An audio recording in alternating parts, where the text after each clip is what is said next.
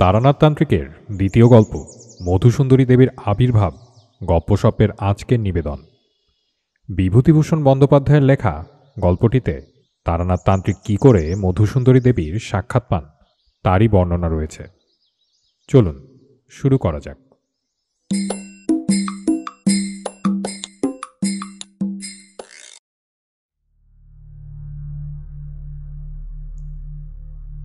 তারানাথ তান্ত্রিকের প্রথম গল্প আপনারা শুনেছেন কিছুদিন আগে, হয়তো অনেকেই বিশ্বাস করেন, সুতরাং তার দ্বিতীয় গল্পটি যে বিশ্বাস করবেন এমন আশা করতে পারি না।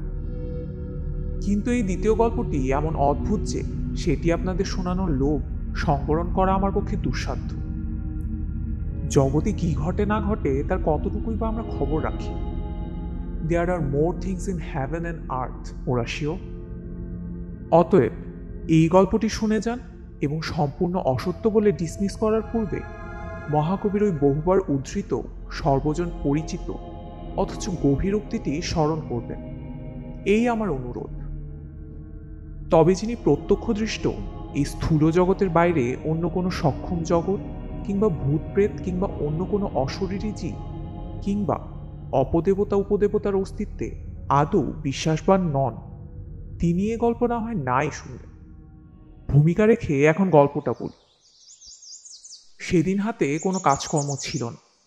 সন্ধ্যার আগে মাঠ থেকে ফুটবল খেলা দেখে ধর্মতলা দিয়ে ফিরছিল। মোহনবাগান হেরে যাওয়াতে মনও ভালো ছিল না। কি আর করা, ধর্মতলার মোড়ের কাছেই মটলেনে তারানাথ জ্যোতিষীর বাড়ি গেলাম। তারানাথ একাই ছিল। আমায় বলল, এসো এসো হে, দেখা নেই বহুকাল, কি ব্যাপার বলো তো? কিছুক্ষণ গল্প গুজবের পর উঠতে যাচ্ছি এমন সময় ঘোর বৃষ্টি নামল। তারানাথ আমায় এই অবস্থায় উঠতে দিল না। আমি দেখলাম বৃষ্টি থামবে না। তারানাথের বৈঠকখানায় বসে আছি আমরা দুজন।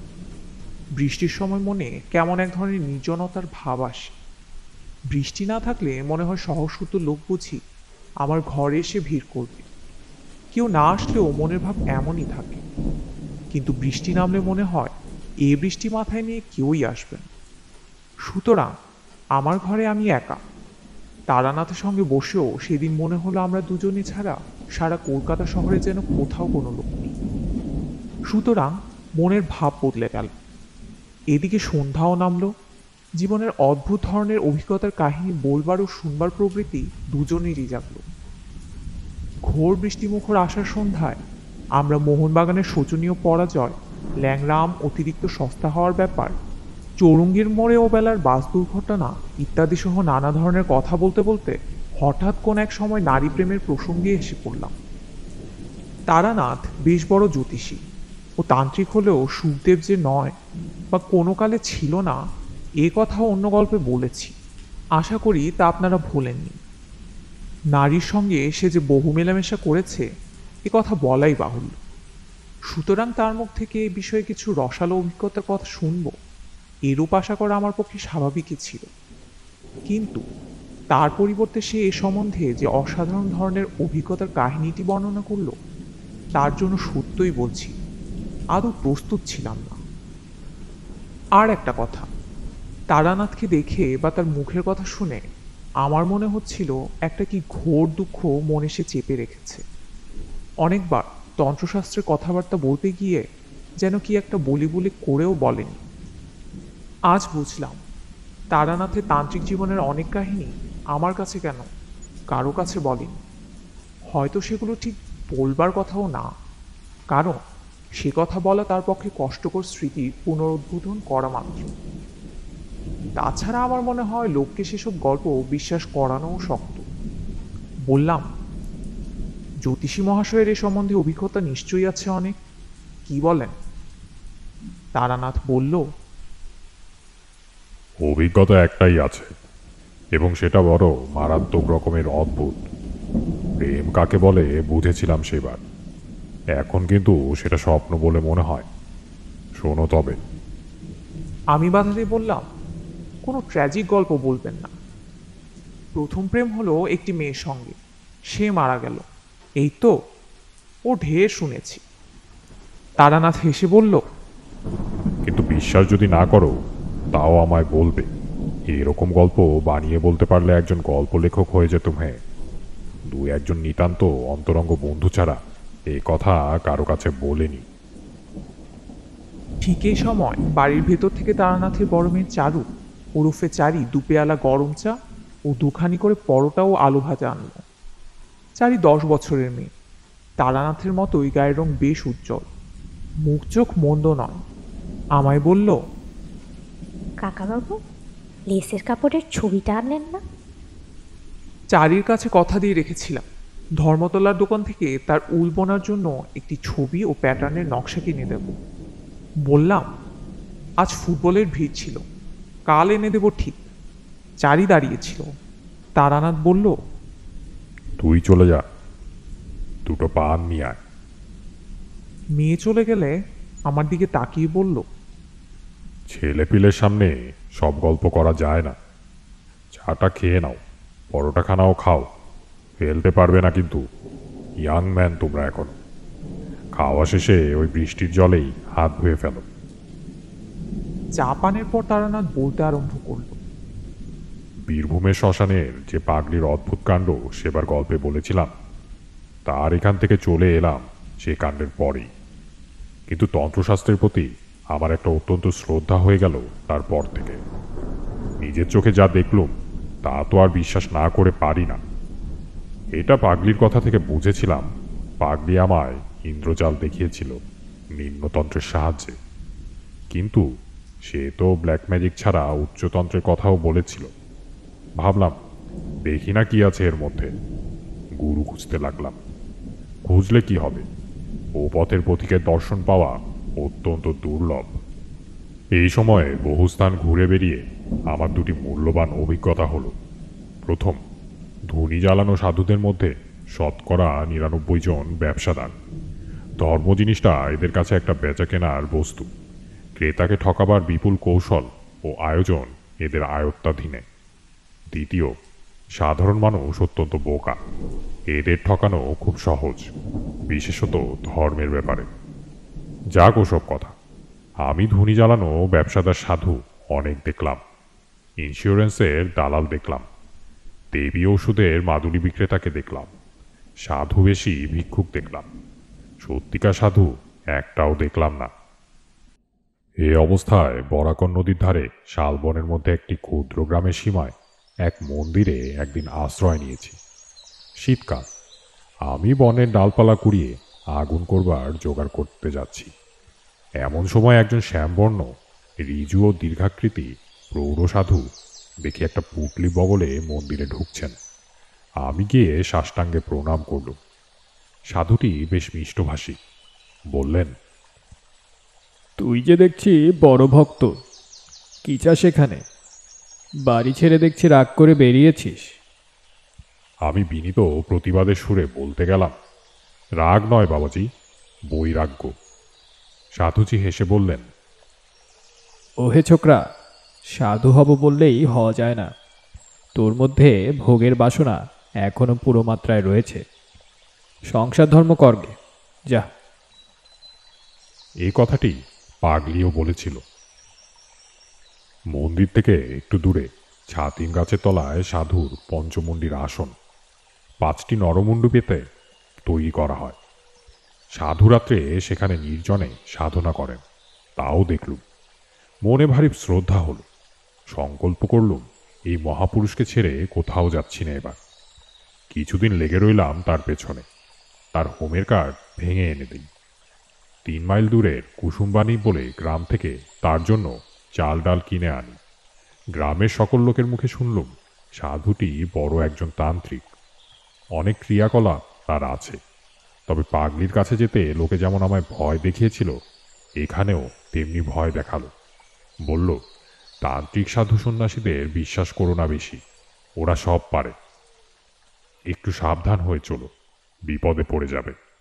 শীঘ্রই ওদের কথার সত্যতা একদিন বুঝলুম।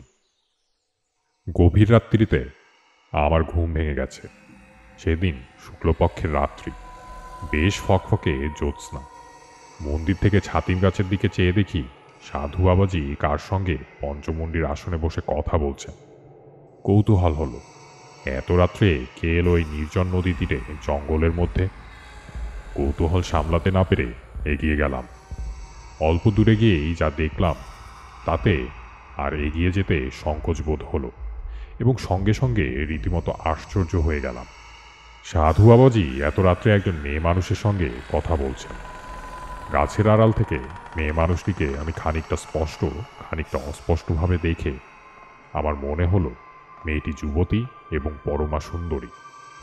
এত রাত্রে গুরুদেব কোনো মেয়ের সঙ্গে কথা বলছেন, সে মেয়েটি এলোই বা কেমন করে একা এই নির্জন জায়গায়? যাই হোক, আর বেশি দূর অগ্রসর হলেই ওরা আমায় টের পাবে। মনে কেমন ভয়ও হলো। সেই দিন চলে এলাম, আর পরদিন রাত্রে আমি ঘুমুলাম না।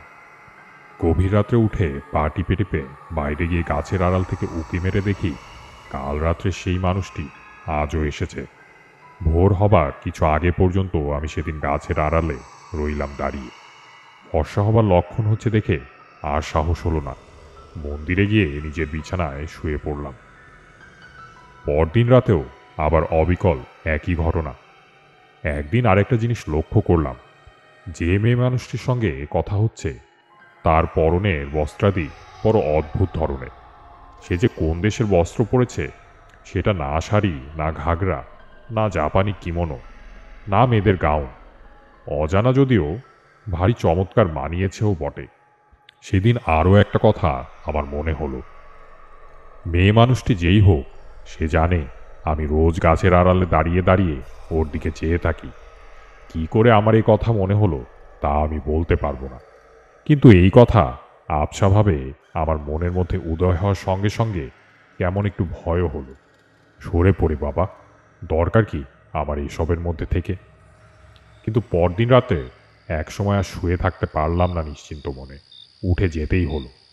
সেদিন আর একটা জিনিস লক্ষ্য করলাম, মেয়ে মানুষটি যখন থাকে তখন এক ধরনের মৃদু গন্ধ বাতাসে পাওয়া যায়। একদিনও এই গন্ধটা পেয়েছি, কিন্তু ভেবেছিলাম কোনো বন্য ফুলের গন্ধ হয়তো। আজ বেশ মনে হলো এই গন্ধের সঙ্গে ওই মেয়েটির উপস্থিতির একটা সম্বন্ধ বর্তমান। এইরকম চলল আরও দিন 10-12। তারপরে সাধুর ডাক এলো বরাকন্যা কোডারমার এক গাড়োয়ালি জমিদার বাড়িতে শান্তি সস্তায়ন করার জন্য। সাধুজি প্রথমে যেতে রাজি হননি। 2 দিন পরে তাদের লোক ফিরে গিয়েছিল, কিন্তু তৃতীয়বারে জমিদারের ছোট ভাই নিজে পালকি নিয়ে এসে সাধুকে অনেক খোসামত করে নিয়ে গেলেন। মনে মনে ভাবলাম এ আর কিছু নয়, সাধুজি সেই মেয়েটিকে ছেড়ে একটি রাত্রিও বাইরে কাটাতে রাজি নন। কিন্তু নিকটে কোথাও বসতি নেই, মেয়েটি আসেই বা কোথা থেকে? আর সাধারণ সাঁওতাল বা বিহারি মেয়ে নয়। আমি অনেকবার দেখেছি তাকে, এবং প্রত্যেকবারই আমার দৃঢ় বিশ্বাস হয়েছে এ কোনো বড় ঘরের মেয়ে। যেমন রূপসী তেমনি তার অতি চমৎকার এবং দামি পরন পরিচ্ছদ। হঠাৎ আমার মনে একটা দুষ্টু বুদ্ধি জাগল। আমার মনে হয়েছিল মেয়েটিকে সাধুজির হয়তো খবর দেওয়ার সুযোগ হয়নি। দেখাই যাক না আজ রাত্রে আসে কিনা। তখন ছিল অল্প বয়স, তোমরা যাকে বলো রোমান্স, তাড়িয়ে তখন যে আমার যথেষ্টই ছিল। এতে তুমি আমাকে কোনো দোষ দিতে পারো না। নির্দিষ্ট সময়ের কিছু আগে রাতে সেদিন আমি নিজেই গিয়ে পঞ্চমুণ্ডির আসনে বসে রইলাম। মনে ভয়ানক কৌতূহল, দেখি আজ মেয়েটি আসে কিনা। কেউ কোনো দিকে নেই, নির্জন রাত্রি। মনে একটু ভয়ও হলো, এ ধরনের কাজ আগে কখনো করিনি। কোনো হাঙ্গামায় আবার না পড়ে যাই। তখন আমি অপরিণত বুদ্ধি নির্বোধ যুবক মাত্র। তখন ঘুণাক্ষরেও যদি জানতাম অজ্ঞাতসারে কি ব্যাপারের সম্মুখীন হতে চলেছি, তবে কি আর ছাতিম তলায় একা একা পঞ্চমুণ্ডির আসনে বসতে যাই? ও আমার অদৃষ্টের লিপি। সে রাত্রির জেদ আমার জীবনে আজও মেটেনি। আমার মনে শান্তি চিরদিনের জন্য হারানোর সূত্রপাতটি ঘটেছিল সেই কাল রাত্রে। তা কি আর তখন বুঝেছিলাম? যাক ও কথা। রাত ক্রমে গভীর হলো। পূব দিকের গাছপালার আড়াল থেকে চাঁদ উঠতে লাগলো একটু একটু করে। আমার ডানেই বরাকর নদী, 2 পারেই শিলাখণ্ড ছড়ানো। তার উপর জ্যোৎস্না এসে পড়ল। সেই নদীর পাড়েই ছাতিমতলা ও পঞ্চমুণ্ডির আসন। আমি সেখানে বসে আছি। আমার বাদিকে খানিকটা ফাঁকা ঘাসের মাঠ, তারপর শালবন শুরু হয়েছে। হঠাৎ সামনের দিকে চেয়ে আমি চমকে উঠলাম। আমার সামনে সেই মেয়েটি কখন এসে দাঁড়িয়েছে, এমন নিঃশব্দে, এমন অতর্কিতভাবে যে আমি একেবারেই কিছু টের পাইনি। অথচ আগেই বলেছি, আমার একদিকে বরাকর নদী, জ্যোৎস্না ওঠা শিলাবিস্তৃত পাড়, আর একদিকে ফাঁকা মাঠ। আসনে বসে পর্যন্ত আমি সতর্ক দৃষ্টিও রেখেছি মাঠের দিকে। নদীর দিক থেকে আমার কাছে আসা সম্ভব নয়। মাঠের দিক থেকে কেউ এলে আমার দৃষ্টি এড়ানোর কথা নয়। মেয়েটি যেখানে দাঁড়িয়ে, সেখানে আধ সেকেন্ড আগেও কেউ ছিল না, আমি জানি। আধ সেকেন্ড পরেই সেখানে জলজন্ত একটা রূপসীমের আবির্ভাব আমার কাছে সম্পূর্ণ ইন্দ্রজালের মতো ঠেকল বলেই আমি চমকে উঠলাম। সঙ্গে সঙ্গে সেই মৃদু মধুর গন্ধ আমার সারা দেহ মন অবশ আচ্ছন্ন হয়ে উঠল। আমার জ্ঞানও বোধহয় ছিল তারপর আর 1 সেকেন্ড। এরপরে কি ঘটল আমি আর কিছুই জানি না। যখন আমার আবার জ্ঞান ফিরে এলো তখন ভোর হয়েছে। উঠে দেখি সারা রাত সেই পঞ্চমুণ্ডির আসনেই আমি অজ্ঞান হয়ে পড়েছিলাম। নৈশ শীতল বায়ুতে বাইরে সারা রাত পড়ে থাকার দরুন গায়ে ব্যথা হয়েছে, গলা ভার হয়েছে। উঠে ধীরে ধীরে মন্দিরে চলে এলাম। এসে আবার শুয়ে পড়লাম। আমার মনে হলো আমার জ্বর হবে, শরীর এতটাই খারাপ ছিল।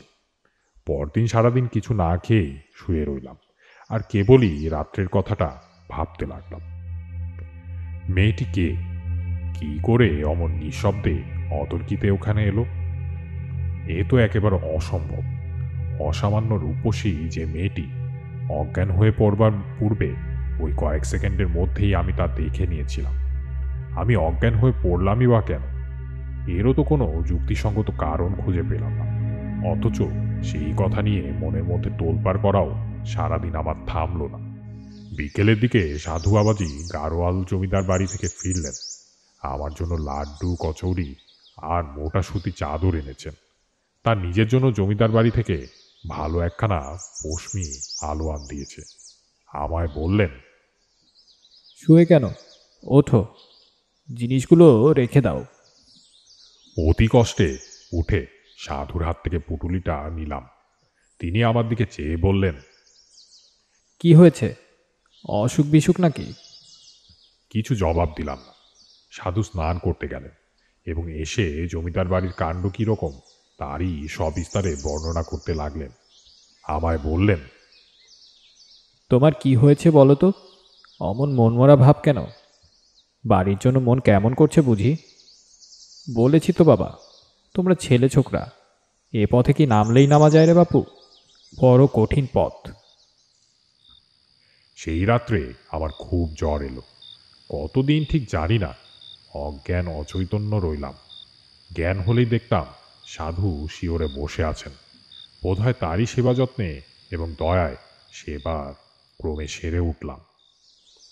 সেরে উঠে একদিন গাছতলায় বসেছি দুপুরের পরে। সাধু বললেন, ছেলে ছোকরা কি না, কি কাণ্ডটা বাঁধিয়ে বসেছিলে বাপ! এবার তো বাঁচতে না, অতি কষ্টে বাঁচাতে হয়েছে। আচ্ছা বাপু, পঞ্চমুণ্ডির আসনে কি জন্য গিয়েছিলে সেদিন রাত্রে? আমি তো অবাক, কি করে জানলেন ইনি? আমি তো কোনো কথাই বলিনি। হঠাৎ আমার সন্দেহ হলো সেই অদ্ভুত মেয়েটির সঙ্গে নিশ্চয়ই সাধুর ফিরে এসে দেখা হয়েছে। সেই বলেছে। আমাকে চুপ করে থাকতে দেখে বললেন, ভাবছো আমি কি করে জানলাম না? আরে বাপ, কতটুকুই বা তোমরা বোঝো আর কতটুকুই বা তোমরা জানো? তোমাদের দেখে দয়া হয়। ভয়ে ভয়ে বললাম, আপনি জানলেন কি করে? সাধু হেসে বললেন, তুমি তো জ্বরের ঘোরে বলেছিলে ওইসব কথা, নইলে জানবো কি করে? যাক, এবেলা প্রাণে বেঁচে গেছো। আর কখনো অমন পাগলামি করতে যেও না। আমি চুপ করে রইলাম। তাহলে আমি বিকারের ঘরে সব ফাঁস করে দিয়েছি। সেদিনই মনে মনে সংকল্প করলাম, 2-1 দিনের মধ্যেই এখান থেকে চলে যাব, শরীরটা একটু সুস্থ হয়ে উঠলেই। কিন্তু আমার ভাগ্যলিপি অন্যরকম। সাধু বাবাজিকে তার পরদিন পাহাড়ি বিচ্ছুতে কামড়ালো। তিনি তো যন্ত্রণায় অজ্ঞান হয়ে গেলেন। আমি 5 মাইল দূরবর্তী মিহিজাম থেকে ডাক্তার ডেকে আনি, তার সেবা করি। 3 রাত জেগে 3 দিন পরে তাকে সারিয়ে তুলি। 3 দশেক পরে আমি একদিন বললুম, সাধুজি, আমি চলে যেতে চাই। সাধুজি বিস্মিত হয়ে বললেন, চলে যাবে? কোথায় যাবে? এইখানে থেকেই বা কি হবে? আমার তো কিচ্ছু হচ্ছে না। মিছে বসে থাকা আর মন্দিরের প্রসাদে ভাগ বসানো, দুটি পেটের ভাতের লোভে আমি তো এখানে বসে নেই। সাধুজি চুপ করে গেলেন, তখন কোনো কথা বললেন না। সন্ধ্যার কিছু আগে আমায় ডেকে তিনি বসালেন, বললেন, ভেবেছিলাম এ পথে তোমায় নামাবো না, কিন্তু তুমি দুঃখিত হয়ে চলে যাচ্ছ। সেটা বড় কষ্টের বিষয় হবে আমার জন্য। তুমি আমার যথেষ্ট উপকার করেছো, নিজের ছেলের মতো সেবা করেছো। তোমাকে কিছু দিতে চাই। একটা কথা তার আগে বলি, তোমার সাহস বেশ আছে তো? বললাম, আগে হ্যাঁ, এর আগেও আমি বীরভূমের এক শ্মশানে তন্ত্র সাধনা করেছি। তারপর আমি সেই শ্মশানের পাগলি ও তার অদ্ভুত ক্রিয়াকলাপের কথা বললাম। এতদিন পরে আজ প্রথম সাধুকে পাগলির কথা বললাম। সাধু অবাক হয়ে বললেন, সে পাগলিকে তুমি চেনো? আরে সে যে অতি সাংঘাতিক মেয়ে মানুষ। তুমি তার হাত থেকে যে অত সহজে উদ্ধার পেয়ে এসেছো, সে কেবল তোমার পূর্বজন্মের পুণ্য। ওর নাম মাতু পাগলি, মাতঙ্গিনী। ও নিম্ন শ্রেণীর তন্ত্রে ভয়ানকভাবে সিদ্ধ। ওর সংস্পর্শে গিয়ে পড়েছিলে, কি সর্বনাশ! ওকে আমরা পর্যন্ত ভয় করে চলি। যেমন লোকে খ্যাপা শেয়াল কুকুর কি গোখরো সাপকে ভয় করে, তেমনি ও সেই জাতীয়। অসাধারণ ক্ষমতা ওর নিয়ন্ত্রণের। ওর ইতিহাস বড় অদ্ভুত। সে একদিন বলবো। কতদিন ওর সঙ্গে ছিলে? প্রায় 2 মাস। সাধুজি বললেন, যখন ওর সঙ্গে ছিলে তখন কিছু কিছু অধিকার হয়েছে তোমার। তোমাকে আমি মন্ত্র দেব, কিন্তু তুমি যুবক, তোমার মনের ভাব আমি জানি। তুমি কি জন্যে রাত্রে পঞ্চমুণ্ডির আসনে গিয়েছিলে বলো তো? আমি লজ্জায় মাথা নিচু করে রইলাম। মনের গোপনে পাপ নেই। যদি পঞ্চমুণ্ডির আসনে বসে থাকি, তবে সেই অপরিচিতা নিশিবিহারিণী রূপসীর টানে যে, এ কথা গুরুস্থানীয় ব্যক্তির কাছে স্বীকার করব কেমন করে? সেই দিন সাধু অত্যন্ত গোপনীয় কিছু কথা আমায় বললেন, কিন্তু একটা কথা তুমি জানো না, সেটা আগে বলি। তুমি সেদিন যাকে রাত্রে ছাতিম তলায় বসে দেখেছিলে, তিনি তোমার আমার মতো দেহধারী মানুষ নন। শুনে তো মশাই আমার গা শিউরে উঠল। দেহধারী জীব নয় বলে কি রে বাবা? তবে কি ভূত পেতনি নাকি? সাধুজি বললেন, তোমায় এ কথা বলতাম না যদি না শুনতাম যে তুমি মাতু পাগলির সঙ্গে ছিলে। আচ্ছা শুনে যাও। আমার গুরুদেব ছিলেন কালিকানন্দ ব্রহ্মচারী। হুগলি জেলায় জেজুর গ্রামে তার মঠ ছিল। মস্ত বড় সাধক ছিলেন। কুলার্ণব আর মহাডামর এই 2 শ্রেষ্ঠতন্ত্রে তার সমান অধিকার ছিল। মহাডামর তন্ত্রে একটি নিম শাখার নাম ভূত ডামর। আমি তখন যুবক, তোমারই মতো বয়স। স্বভাবতই আমার ঝোঁক গিয়ে পড়ল ভূত ডামরের ওপর। গুরুদেব আমার মনের গতি বুঝতে পেরে ও পথ থেকে ফেরাবার যথেষ্ট চেষ্টা করেছিলেন, কিন্তু তাই কি হয়? অদৃষ্টলিপি তবে আর বলেছে কাকে? এই তোমার যেমন। আমি বললাম, ও পথ থেকে ফেরাতে চেষ্টা করেছিলেন কেন? ও পথ প্রলোভনের পথ, বিপদের পথ। ভূতডামতন্ত্র নানা প্রকার অশরীরী উপদেবীদের নিয়ে কারবার করে। তন্ত্রের ভাষায় এদের সাধারণ নাম যোগিনী। জপে ও সাধনায় বশীভূত হয়ে এদের মধ্যে যে কেউ যার সাধনা তুমি করবে, সে তোমার আপন হয়ে থাকতে পারে। নানাভাবে এদের সাধনা করা যায়। কিঙ্কিনী দেবীকে মাতৃভাবে পেতে হয়, কঙ্কাবতী দেবীকে পাওয়া যায় কন্যাভাবে, কিন্তু বাকি সব যোগিনীদের যে কোনোভাবে সাধনা করা যায় এবং যে কোনোভাবে পেতে পারা যায়। এই সব যোগিনীদের কেউ ভালো কেউ মন্দ। এদের জাতি নেই, বিচার নেই, ধর্ম নেই, কোনো গণ্ডি বা বাধ্যবাধকতার মধ্যে এরা আবদ্ধ নন। ভূতজামরে এই সাধনার ব্যাপারে বলে দেয়া আছে। ভূতজামরের প্রথম শ্লোকই হল, অখাত সংপ্রবক্ষামি যোগিনী সাধনোত্তম মম সর্বার্থ সাধনং নাম দেহিনাঙ সর্বসিদ্ধিতম অতিগুহা মহাবিদ্যা দেবনামপি দুর্লভা। তুমি সেদিন যাকে দেখেছিলে তিনি এই রকম একজন জীব। তোমার সাহস থাকলে সে মন্ত্র আমি তোমায় দেব, কিন্তু আমার যদি নিষেধ শোনো তবে এ পথে নেমো না। এতটা বলে সাধুজি ভালো করেননি। আমার কৌতূহল বাড়িয়ে দিয়ে তিনি আমায় আর কি সামলাতে পারেন? আমি নাছোড়বান্দা হয়ে পড়লাম। সাধুজি বললেন, তবে কঙ্কাবতী দেবী সাধনার মন্ত্র নাও, কন্যাভাবে পাবে দেবীকে। আমি চুপ করে রইলাম। তিনি আবার বললেন, তবে কিঙ্কিনী সাধনার মন্ত্র? আহ, কি বিপদেই পড়েছি পুরো সাধুটাকে নিয়ে। অন্য যোগিনীদের দেখতে দোষ কি? সাধু আমায় চুপ করে থাকতে দেখে বললেন, বেশ, আমি তোমাকে মধুসুন্দরী দেবী সাধনার মন্ত্র দিচ্ছি। একে কন্যাভাবে, ভগ্নীভাবে বা ভার্যাভাবে পেতে পারো। তবে আমার কথা যদি শোনো, কখনো ভার্যাভাবে পেতে যেও না। এর বিপদের দিক বলি। ভার্যাভাবে সাধনা করলে তিনি তোমাকে প্রণয়ীর মতো দেখবেন, কিন্তু এরা মহাশক্তিশালিনী, যোগিনী, সাধারণ মানবী নয়। এদের আয়ত্তের মধ্যে রাখা বড় শক্ত। হয় তোমাকে পৃথিবীর মধ্যে সর্বাপেক্ষা সুখী মানুষ করে রাখবে, নয়তো একেবারে উন্মাদ করে ছেড়ে দিবে। সামলাতে পারা বড় কঠিন। সাধুজি আমায় মন্ত্র দিলেন এবং বললেন, বাবা, এই জায়গা থেকে তোমায় চলে যেতে হবে। তোমায় এখানে আমি আর রাখতে পারিনি। এক জায়গায় দুই সাধকের সাধনা হয় না। বেশ ভালো, আমিও তা চাইনি। আমার ভয় ছিল হয়তো সাধুজিও মাতু পাগলির মতো হিপনোটিজম জানে এবং খানিকটা অভিভূত করে যা তা দেখাবে আমাকে। আমি তারানাথের কথায় বাধা দিয়ে বললাম, কেন? আপনি যে স্বচক্ষে পঞ্চমুণ্ডির আসনে কি মতি দেখেছিলেন, তখন তো সাধু সেখানে ছিলেন না। তারপর আমার টাইফয়েড জ্বর হয় বলিনি?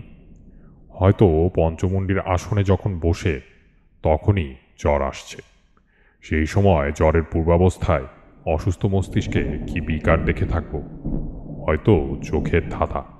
আর সেরে উঠে এ সন্দেহ আমার হয়েছিল, সত্যি বলছি। যাক সে কথা। তারপর ওখান থেকে চলে গেলাম বরাকর নদীর ধারে আর একটা নির্জন জায়গায়। ওখান থেকে 5-6 মাইল দূরে একটা গ্রাম ছিল কিছু দূরে। থাকতাম গ্রামের বারোয়ারি ঘরে।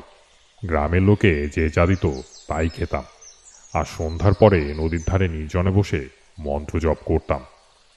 এই রকমে 1 মাস কেটে গেল, 2 মাস গেল, 3 মাস গেল, কিছুই দেখিনি। মন্ত্রের উপর বিশ্বাস ক্রমেই যেন কমে যাচ্ছে। তবুও মনকে বোঝালাম 6 মাস পরে পূর্ণাহুতি ও হোম করার নিয়ম বলে দিয়েছিল সাধুজি। তার আগে কিছু হবে না। 6 মাসও পূর্ণ হলো। সাধুজি যেমন বলেছিল ঠিক সেই নিয়ম পালন করলাম।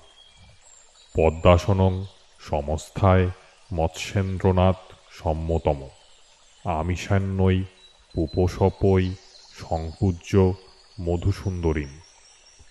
বরাকর নদীর তীরে বসে ভাত রাঁধলাম, কই মাছ পোড়ালাম, আঙট কলার পাতায় ভাত ও পোড়া মাছের নৈবেদ্য দিলাম। ডুমুরের সমিত দিয়ে বালির উপর হোম করে ওম টুং ঠং ঝং ই খং মধুসৌন্দর্যই নম এই মন্ত্রে আহুতি দিলাম। জাতিফলের মালা নিতান্ত দরকার। কত দূর থেকে খুঁজে জাতিফলের মালা এনেছিলাম। তার মালা ও চন্দন আলাদা কলাপাতায় রেখে দেবীর উদ্দেশ্যে নিবেদন করে ধ্যানে বসলাম।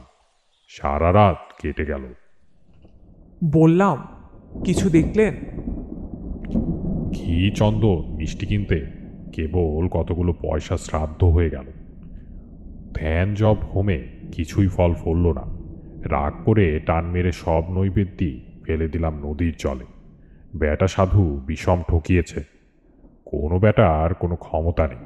যেমন মাতু পাগলি তেমনি এ সাধু। তন্ত্রতন্ত্র সব বাজে। খানিকটা হিপনোটিজম জানে, তার বলে মূর্খ গ্রাম্য লোককে ঠকিয়ে খায়। এসব ভাবি বটে, জবটা কিন্তু ছাড়তে পারিনি। অভ্যেস মতো করেই যাই। ওটা যেন একটা বদ অভ্যেসে দাঁড়িয়ে গিয়েছিল। এভাবে আরও মাস 4-5 কেটে গেল। একদিন সন্ধ্যার পরেই, রাত তখন হয়েছে সবে, 8 ঘন্টাও হয়নি, আমি একটা গাছের তলায় বসে জব করছি। অন্ধকার হলেও খুব ঘন হয়নি তখনও। হঠাৎ তীব্র কস্তুরীর গন্ধ অনুভব করলাম বাতাসে। বেশ মন দিয়ে শুনে যাও, এক বর্ণ মিথ্যা বলিনি।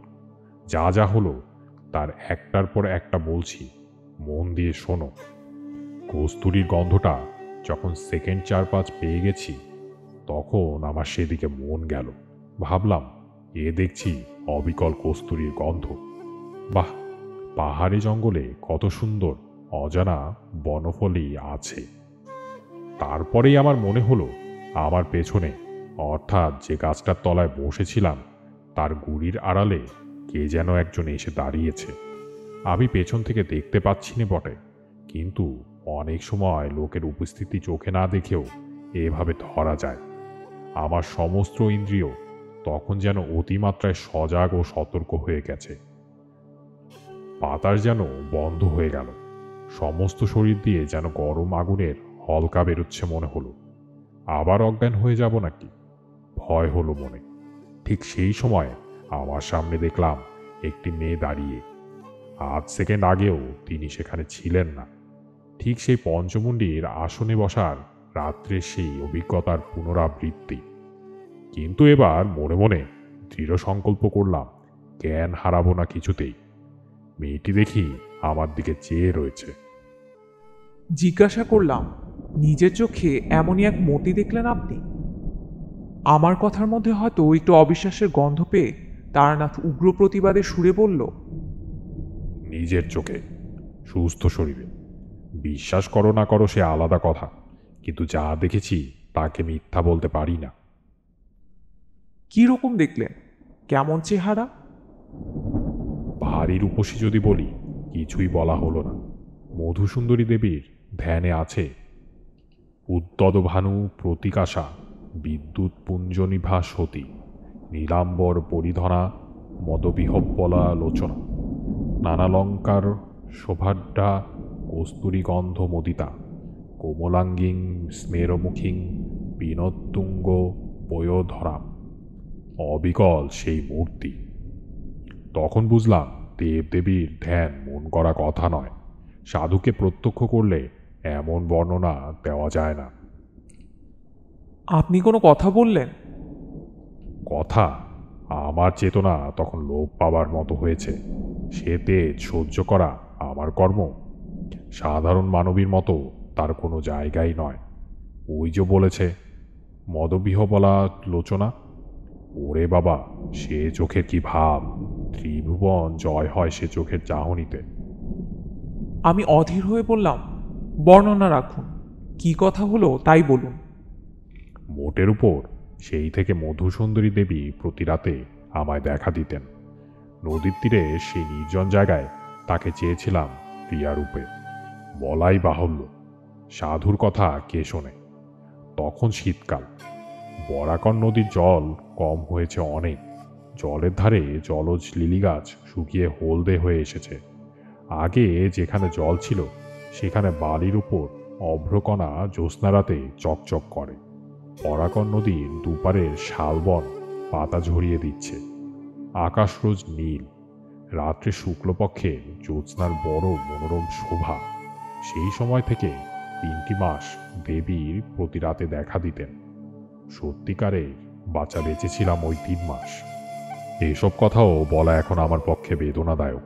কত বেদনাদায়ক তুমি জানো না। আমার জীবনের যা সর্বশ্রেষ্ঠ আনন্দ তা পেয়েছিলাম ওই 3 মাসে। দেবীই বটে। মানুষের সাধ্য নেই অমন ভালোবাসা, অমন নিবিড় বন্ধুত্ব দান করা। সে এক স্বর্গীয় দান। সে তুমি বুঝবে না। তোমায় কি বোঝাবো?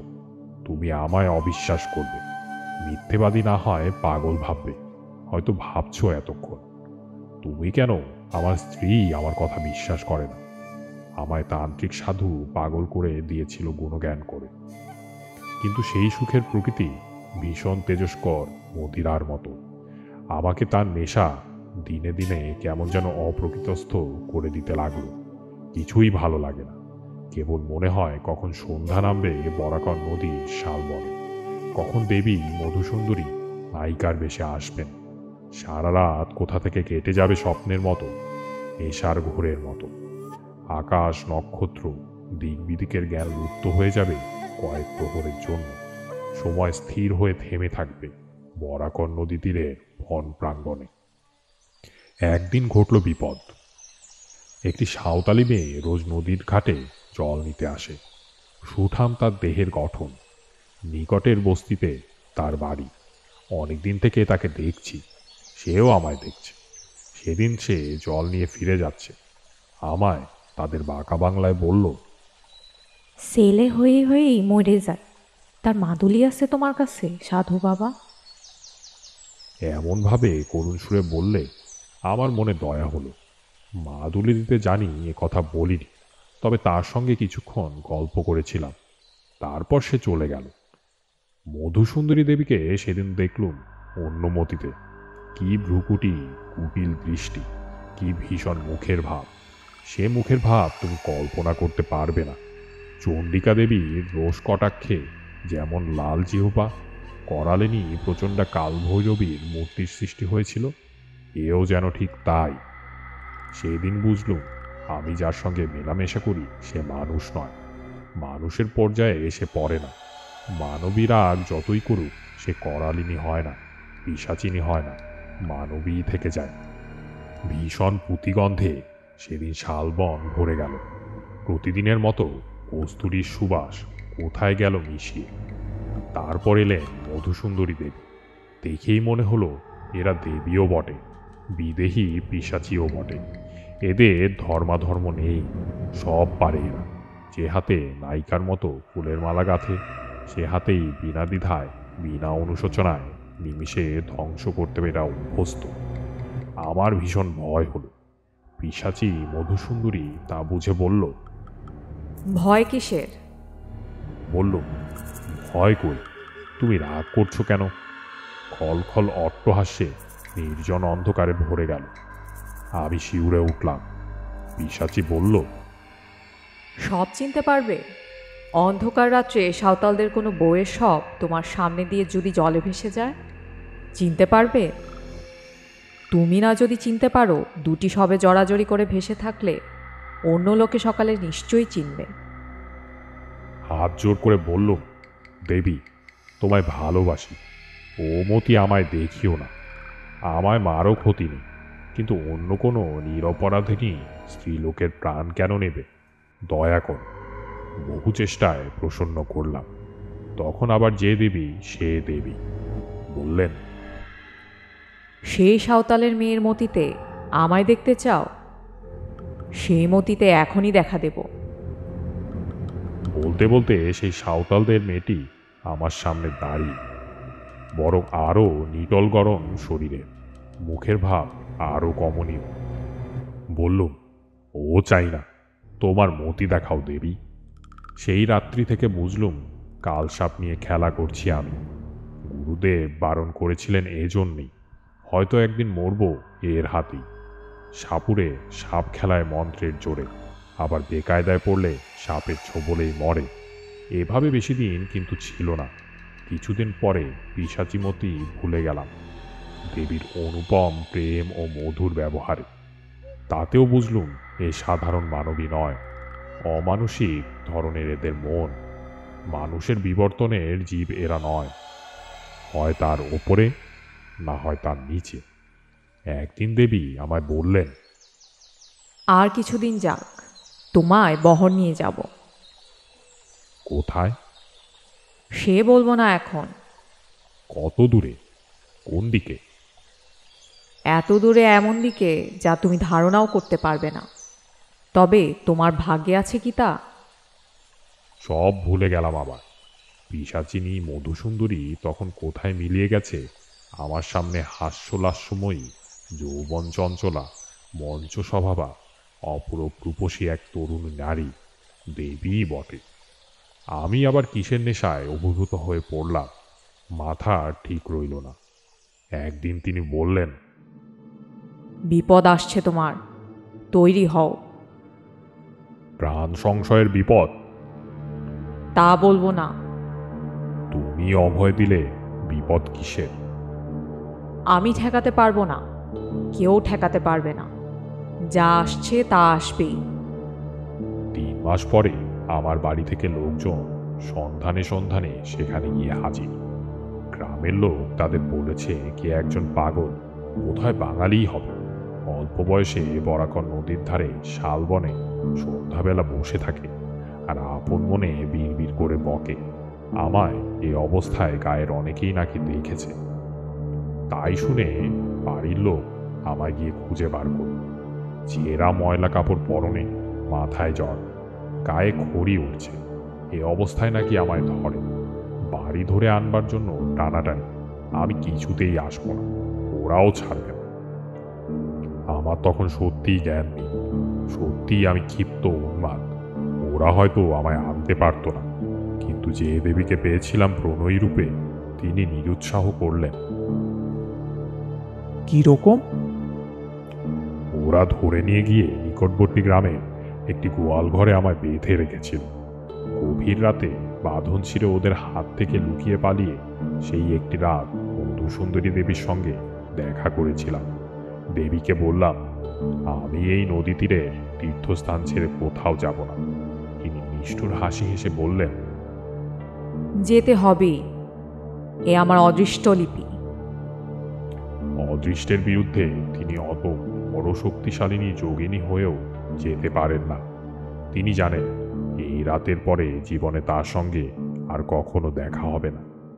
আগে থেকেই বলে তৈরি করে রাখতে চেয়েছিলেন এর জন্যই। দেবী ত্রিকালজ্ঞা, তাকে জিজ্ঞেস করিনি কি করে তিনি এ কথা জানলেন। হলো তাই। বাড়ি আসার পরে সবাই বলল কে কি খাইয়ে পাগল করে দিয়েছে। দিন কত উন্মাদের চিকিৎসা চলল। বছর খানেক পরে আমার বিয়ে দেওয়া হলো। সেই থেকেই আমি সংসারী। আমি জিজ্ঞাসা করলাম, আর কখনো মন্ত্রজপ করে তাকে আহ্বান করেননি কেন? বাপরে, এ কি ছেলে খেলা! মারা যাব শেষে। অন্য নারী জীবনে এলে তিনি দেখা দেবেন, সে চেষ্টাও কখনো করিনি। সে কতকাল হয়ে গেল, সে কি আজকার কথা? আচ্ছা, এখন আর তাকে দেখতে ইচ্ছে হয় না? বৃদ্ধ তারানাথ উৎসাহে উত্তেজনায় বালিশ বুকে দিয়ে সোজা হয়ে উঠে বসল। ইচ্ছে হয় না কে বলেছে? বললুম তো, ওই 3 মাসই বেঁচেছিলাম। দেবী এসেছিলেন মানসী হয়ে। এদিকে শ্বৈশ্বর্য শালিনী, শক্তিরূপিণী যোগিনী তেজে কাছে ঘেঁষা যায় না, অথচ কি মানবী না হয়ে যেতেন যখন ধরা দিতেন আমায়। প্রিয়ার মতো কাছে আসতেন, অমনি মিষ্টি, অমনি ঠোঁট ফুলিয়ে মাঝে মাঝে অভিমান। বরাকর নদীর ধারের শালবন রাত্রির পর রাত্রি তার মধুর হাসিতে জ্যোৎস্নার মতো উজ্জ্বল হয়ে উঠত। এমনই কত রাত ধরে। এক এক সময় ভ্রম হতো তিনি সত্যিই মানুষই হবেন। বিদায় নিয়ে যাবার সেই রাত্রিতে বললেন, নদী তীরের এই 3 মাসের জীবন আমিও কি ভুলবো ভেবেছ? আমাদের পক্ষেও সম্ভবে নয়। ভেবো না আমরা খুব সুখী। আমাদের মতো সঙ্গীহারা, বন্ধুহারা জীব কোথায় আছে? প্রেমের কাঙাল আমরাও। কতদিন পরে একজন মানুষ আমাদের সত্যিকারের চাওয়া চায়, তার জন্য আমাদের মন সর্বদা তৃষিত হয়ে থাকে। কিন্তু তাই বলে নিজেকে সহজলভ্য করতে পারিনি। আগ্রহ করে যে না চায় তার কাছে যাইনি। সে আমার প্রেমের মূল্য দেবে না, নিজেও আনন্দ পাবে না।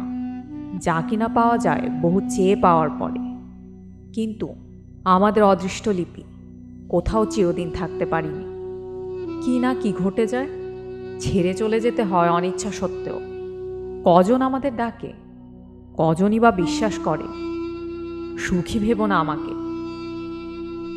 বললাম, এত যদি সুখের ব্যাপার, তবে আপনি ভয়ঙ্কর বলছিলেন কেন আগে? ব্যাপার ভয়ঙ্কর এই জন্য যে আমার সারা জীবনটা মাটি হয়ে গেল ওই 3 মাসের সুখ ভোগে। কোনো দিকে মনই দিতে পারিনি। মধ্যে তো দিন কত উন্মাদ হয়ে গিয়েছিলাম, বিয়ের পরেও। তারপর সেরে সামলে উঠে এই জ্যোতিষের ব্যবসা শুরু করলাম।